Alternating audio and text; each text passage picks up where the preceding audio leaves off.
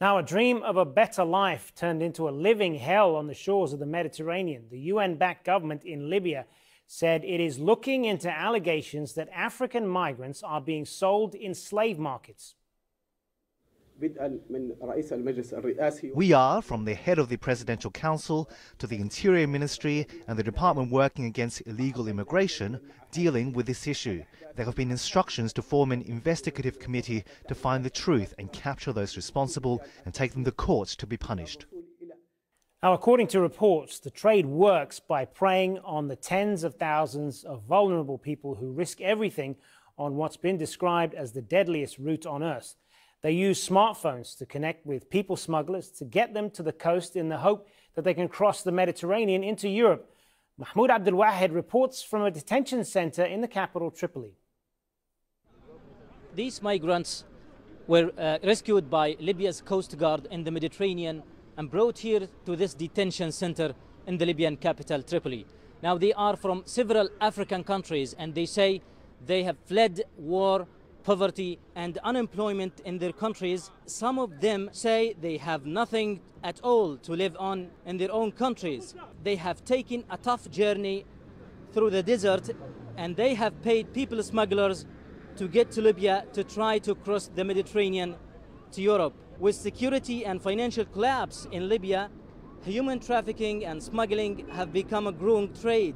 Not only African migrants who risk their life, but also many Libyan locals pay people smugglers to get to Europe through the Mediterranean. Despite European efforts to monitor the Mediterranean, this crisis does not seem to be ending any soon until order and stability prevail in Libya. There is no proper registration for the tens of thousands of migrants when they arrive in Libya. Many are from West Africa, but also Somalia, Sudan and Eritrea. But they come with very little money and are vulnerable to exploitation. Libya's economic and political chaos allows the armed militias and smugglers to operate with impunity, preying on these people for illicit profit. According to the reports, the business of detention centers is unsupervised in some parts of the country. Stories have emerged of torture, rape and forced labor. And when the centers get too crowded, people are then allegedly sold off like goods in an open market.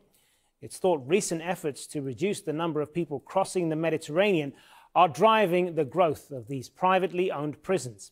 The International Organization for Migration says trade in humans has become so normalized that people are being bought and sold in public for as little as $400.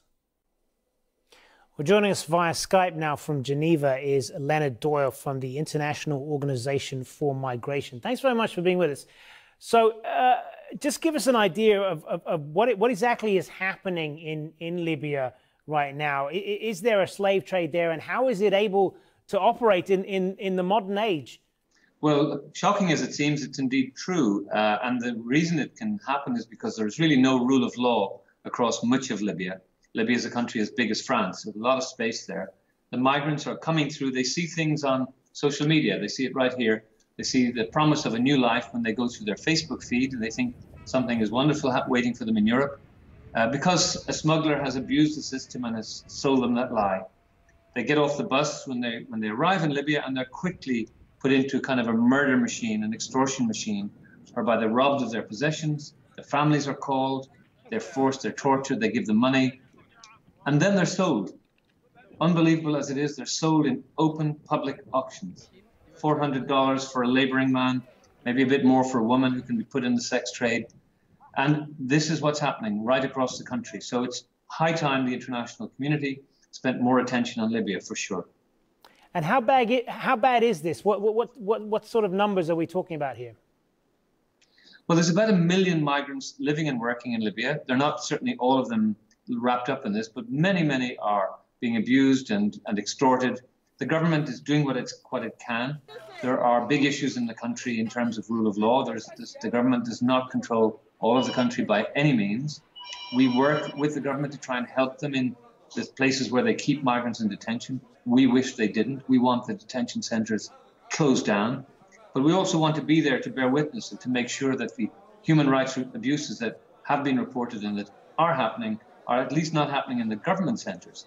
It's very difficult to control areas under the militia control, as is well aware to everybody. This is a very, very lawless country, and it's incredibly difficult to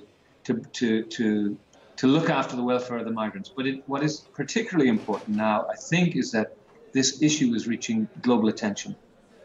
Indeed, and a lot of people will be shocked to know that this is a functioning slave trade economy that exists in the modern world.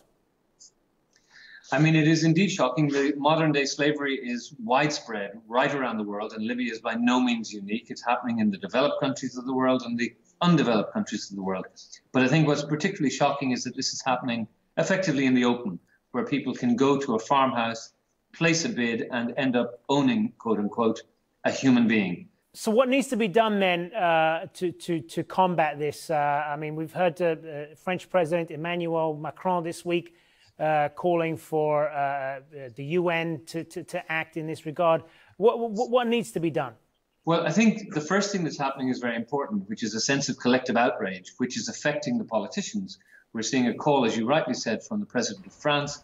We've seen it from many, many people. Many leaders across Africa have come up and said this is unacceptable, and they've been talking to their Libyan counterparts and saying, well, what can be done? The what can be done, a lot of it's already happening. There's a lot of money and effort being spent by the European Union, in particular in Libya, in helping improve the rule of law, improve the conditions of migrants. But it needs to go a lot further. We need to see United Nations boots on the ground. There are some United Nations military in the country, but not enough. And they're not there to impose the peace, but they are there to protect the UN workers so that that can increase, so that there can be more humanitarian work. At the moment, it's a difficult and dangerous country to work in, and we need to expand that. And is there a sense of a shared responsibility in all of this? I mean, it's very easy to blame Libya for all of this and the power vacuum that exists there. But this is a result of the fall of Gaddafi, which many Western nations had supported back in 2011. And there is the ongoing issue of migration to Europe and the lack of coordinated action by European nations there. So does more need to be done as far as the international cooperation on this? Well, I think it's kind of easy to have that narrative that you've just given, and you know, and that's part of the story, undoubtedly. But the notion that that because one dictator was removed from power, that that's the reason for all this happening. Well, I think that it's got to be more than that. I mean, this is everybody's responsible for their own lives, and the fact that there's lack of rule of law or lack of central control in Libya is down to the civil war that's engulfed the country at the end of the day. But there is an international responsibility, which is to help when there's when there's a vast and huge humanitarian problem, as there is in Libya, and that's what needs to happen. We need to see a more assertive international reaction. I think it's, you know, there are many reasons that people are moving through Libya, and I would suggest that it's not always the ones we point to. Part of it is, you know, as I said, technology is changing, and so people can use a smartphone to figure out how to get there where they couldn't in the past. There is all sorts of issues like, are the states people come from, are they, you know, appropriate? Is the leadership giving enough opportunities to its citizens? Is there enough transparency? Are there gender issues? More broadly, are there climate change issues which are driving people off the land because they can't make a living and encouraging them to take a journey north? Are there issues of, you know, humanitarian issues like people being forced through violence to leave? Are they in fact refugees? So there's many parts of the story. I think the problem is that we've ignored this story because these were poor people from sub-Saharan Africa, and finally it's come to public attention and people are paying a bit more attention than they have been in the past. Leonard Doyle, good to speak with you. It's a pleasure. Thank you for inviting IOM.